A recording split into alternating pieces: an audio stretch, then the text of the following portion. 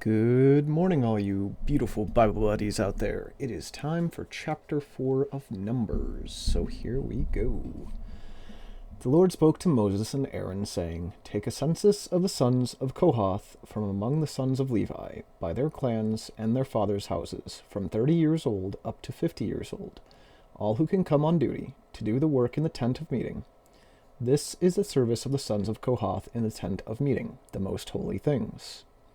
When the camp is to set out, Aaron and his sons shall go in and take down the veil of the screen and cover the ark of the testimony with it. They shall put on it a covering of goatskin, and spread on top of that a cloth olive blue, and shall put in its poles. And over the table of the bread of the presence they shall spread a cloth of blue, and put on it the plates, the dishes for incense, the bowls, and the flagons for the drink offering. The regular showbread also shall be on it. Then they shall spread over them a cloth of scarlet, and cover the same with a covering of goatskin, and shall put in its poles. And they shall take a cloth of blue and cover the lampstands for the light with its lamps, its tongs, its trays, and all the vessels for oil with which it is supplied. And they shall put it with all its utensils in a covering of goatskin, and put it on the carrying frame. And over the golden altar they shall spread a cloth of blue, and cover it with a covering of goatskin, and shall put in its poles. And they shall take all the vessels of the service that are used in the sanctuary, and put them in a cloth of blue, and cover them with a covering of goatskin, and put them on the carrying frame. And they shall take away the ashes from the altar, and spread a purple cloth over it. And they shall put on it all the utensils of the altar which are used for the service there, the fire pans, the forks, the shovels, and the basins, all the utensils of the altar. And they shall spread on it a covering of goatskin, and put it in its poles. And when Aaron and his sons have finished covering the sanctuary and all the furnishings of the sanctuary, as the camp sets out, after the sons of Kohath shall come to carry these, but they must not touch the holy things, lest they die.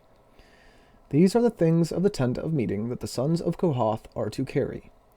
And Eleazar the son of Aaron, the priest, shall have charge of the oil for the light, the fragrant incense, the regular grain offering, and the anointing oil, with the oversight of the whole tabernacle and all that is in it, of the sanctuary and its vessels. The Lord spoke to Moses and Aaron, saying, Let not the tribes of the clans of the Kohathites be destroyed from among the Levites. Sorry, my eyes are not happy. But deal thus with them, that they may live and not die when they come near to the most holy things. Aaron and his sons shall go in and appoint them each to his task and to his burden. But they shall not go in to look on the holy things, even for a moment, lest they die. The Lord spoke to Moses, saying, Take a census of the sons of Gershon also, by their fathers' houses and by their clans. From 30 years old up to 50 years old, you shall list them, all who can come to do duty, to do service in the tent of meeting. This is the service of the clans of the Gershonites, in serving and bearing burdens. They shall carry the curtain of the tabernacle, and the tent of meeting with its covering. Sorry, the light is not good in my room. They shall carry the curtains of the tabernacle and the tent of meeting with its coverings, and the covering of goatskin that is on top of it, and the screen for the entrance of the tent of meeting, and the hangings of the court, and the screen for the entrance of the gate of the court that is around the tabernacle and the altar, and their cords, and all the equipment for their service, and they shall do all that needs to be done with regard to them. All the service of the sons of the Gershonites shall be at the command of Aaron and his sons, in all that they are to carry, and in all that they have to do, and you shall assign to their charge all that they are to carry. This is the service of the clans of the sons of the Gershonites in the tent of meeting, and their guard duty is to be under the direction of Ithamar the son of Aaron the priest. As for the sons of Merari, you shall list them by their clans and their fathers' houses, from 30 years old up to 50 years old. You shall list them, everyone who can come on duty to do the service of the tent of meeting. Sorry if I'm reading terribly. And this is what they are charged to carry, as the whole of their service in the tent of meeting, the frames of the tabernacle with its bars, pillars, and bases, and the pillars around the court with their bases, pegs, and cords, with all their equipment and all their accessories. And you shall list by name the objects that they are required to carry. This is the service of the clans of the sons of Merari, the whole of their service in the tent of meeting, under the direction of Ithamar the son of Aaron the priest. And Moses and Aaron and the chiefs of the congregation listed the sons of the Kohathites by their clans and their fathers' houses, from 30 years old up to 50 years old, everyone who could come on duty for service in the tent of meeting, and those listed by clans were 2,750. This was the list of all the clans of the Kohathites, all who serve in the tent of meeting, whom Moses and Aaron listed according to the commandment of the Lord by Moses. Those listed of the son of Gershon by their clans and their fathers' houses, from 30 years old up to 50 years old, everyone who could come on duty for service in the tent of meeting. Those listed by their clan and their fathers' houses were 2,630. This was the list of the clans of the sons of Gershon, all who served in the tent of meeting, whom Moses and Aaron listed according to the commandment of the Lord. Those listed of the clans of the sons of Merari by their clans and their fathers' houses, from 30 years old up to 50 years old, everyone who could come on duty for service in the tent of meeting. Those listed by clans were 3,200. This was the list of the clans of the sons of Merari, whom Moses and Aaron listed according to the commandment of the Lord by Moses. All those who were listed of the Levites, whom Moses and Aaron and the chiefs of Israel listed by their clans and their fathers' houses, from 30 years old up to 50 years old, everyone who could come to do service of ministry and the service of bearing burdens in the tent of meeting. Those listed were 8,580. According to the commandment of the Lord through Moses, they were listed, each one with his task of serving or carrying. Thus they were listed by him as the Lord commanded Moses. Which brings us to chapter 5. The Lord spoke to Moses, saying, Command the people of Israel that they put out of the camp everyone who is leprous or has a discharge, and everyone who is unclean through contact with the dead. You shall put out both male and female, putting them outside the camp, that they may not defile their camp, in the midst of which I dwell. And the people of Israel did so, and put them outside the camp. As the Lord said to Moses, so the people of Israel did. And the Lord spoke to Moses, saying, Speak to the people of Israel, when a man or woman commits any of the sins that are... Speak to the people of Israel, when a man or woman commits any of the sins that people commit by breaking faith with the Lord, and that person realizes his guilt, he shall confess his sin that he has committed, and he shall make full restitution for his wrong, adding a fifth to it, and giving it to him to whom he did the wrong. But if the man has no next of kin to whom restitution may be made for the wrong, the restitution for wrong shall go to the Lord for the priest, in addition to the ram of atonement, with which atonement is made for him. And every contribution, all the holy donation of the people of Israel, which they bring to the priest, shall be his. Each one shall keep his holy donations. Whatever anyone gives to the priest shall be his. And the Lord spoke to Moses, saying, Speak to the people of Israel, if any man's wife goes astray and breaks faith with him, if a man lies with her sexually, and it is hidden from the eyes of her husband, and she is undetected, though she has defiled herself, and there is no witness against her, since she was not taken in the act. I read that weirdly. And if the spirit of jealousy comes over him, and he is jealous of his wife who has defiled herself, or if the spirit of jealousy comes over him, and he is jealous of his wife, though she has not defiled herself, then the man shall bring his wife to the priest, and bring her the offering required of her, 1/10 of an ephah of barley flour. Man, my contacts are never happy with me.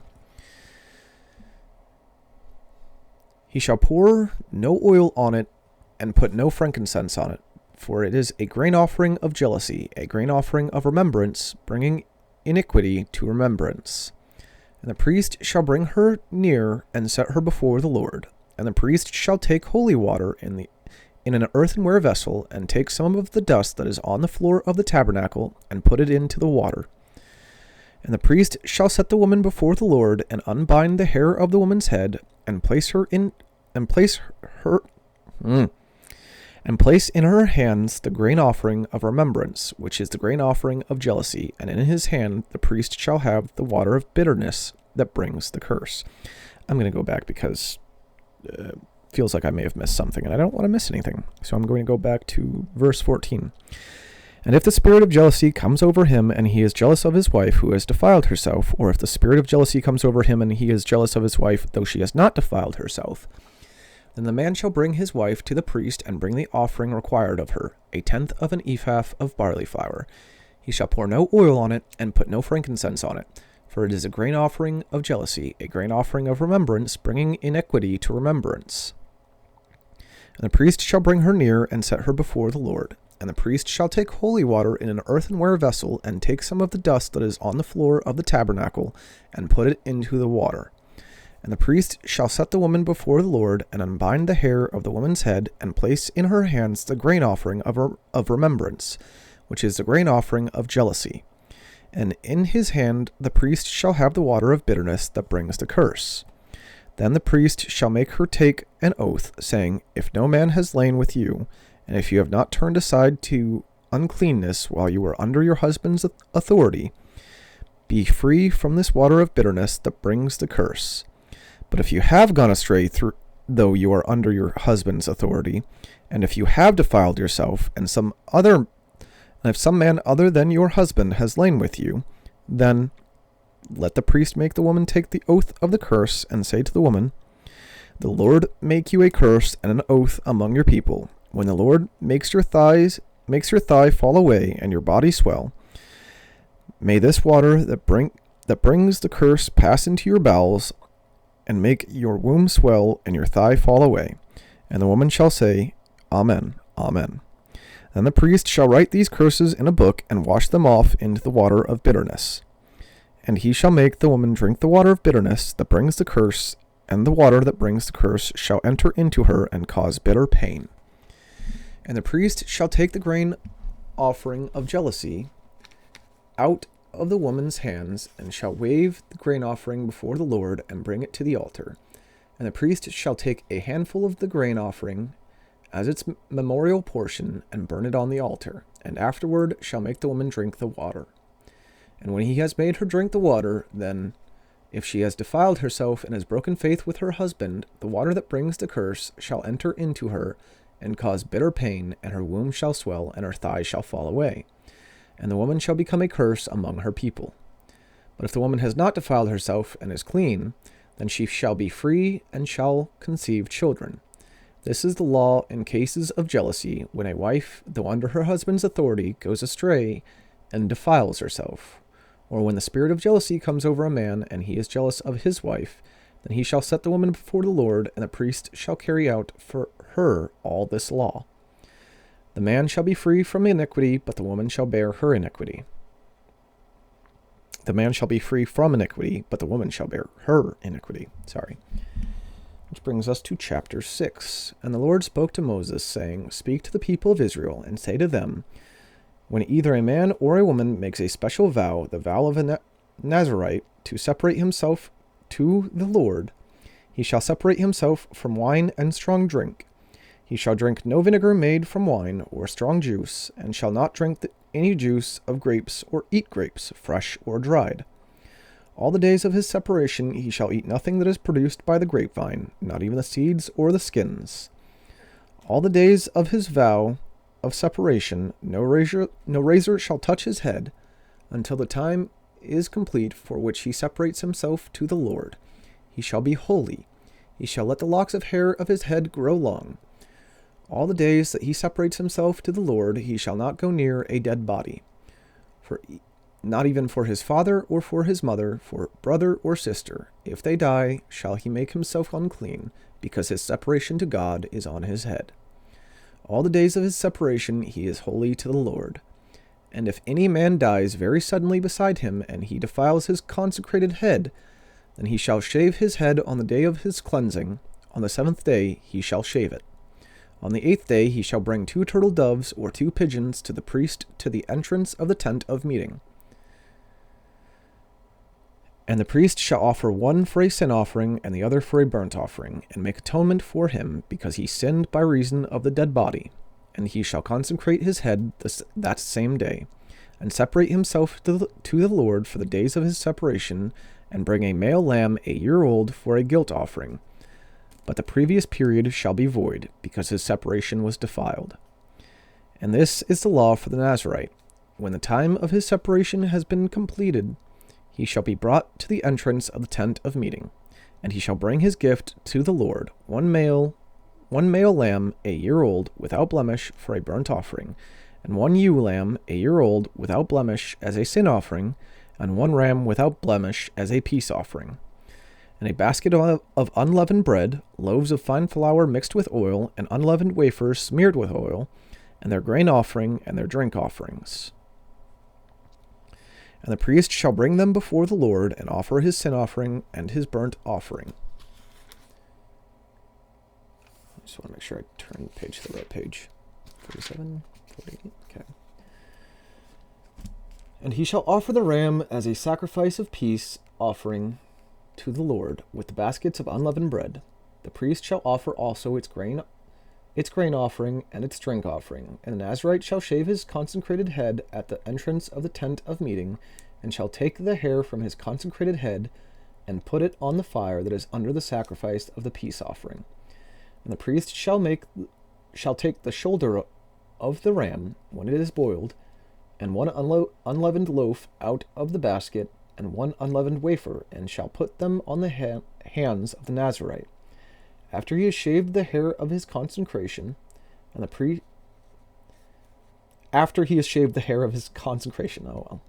priest shall wave them for a wave offering before the Lord. They are a holy portion for the priest, together with the breast that is waved and the thigh that is contributed. And after that the Nazarite may drink wine.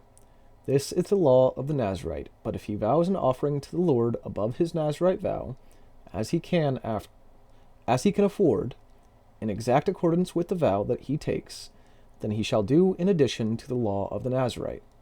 The Lord spoke to Moses, saying, Speak to Aaron and his sons, saying, Thus you shall bless the people of Israel. You shall say to them, The Lord bless you and keep you. The Lord make his face to shine upon you and be gracious to you. The Lord lift up his countenance upon you and give you peace. So shall they put my name upon the people of Israel, and I will bless them. Which brings us to chapter 7. I feel like I read really horribly today. Not to mention, none of this really makes any sense to me. I am reading the Bible to not really to make more sense of God. I'll never be able to fully, truly understand God, but to understand everything that has happened and I guess why we're important.